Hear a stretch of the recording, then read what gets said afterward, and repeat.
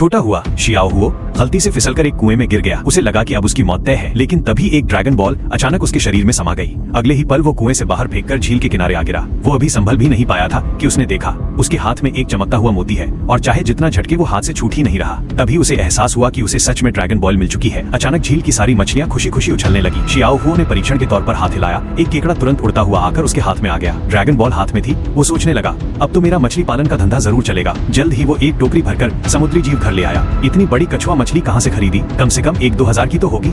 उसने कहा चाचा ये मैंने खरीदी नहीं है, नदी से पकड़ी है। अपनी खास ताकत छुपाने के लिए उसने झूठ बोल दिया। फिर दोनों तुरंत सब्जी मंडी पहुंचे बेचने के लिए। इतनी बड़ी कछुआ मछली देखकर लोग दाम बढ़ाने के लिए होड़ करने लगे। तभी एक खूबसूरत महिला ने 200 रुपए प्रति किलो की कीमत लगा दी। सब लोग चुप हो गए क्योंकि वो महिला मशहूर थी, एक बड़े होटल की मालकिन और एक अमीर परिवार की बेटी।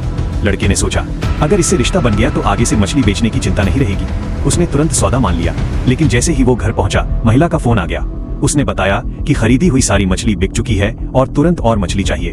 मछली पकड़कर किनारे आते वक्त उसे पानी में कुछ चमकता दिखा।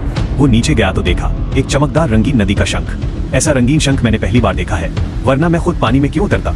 महिला ने कहा मैं इस शंख के लिए 1 लाख दूंगी। सौदा होते ही लड़का बहुत खुश हुआ, लेकिन तभी उसकी नजर नदी किनारे लगे चेतावनी बोर्ड पर पड़ी और वो सोच में पड़ गया।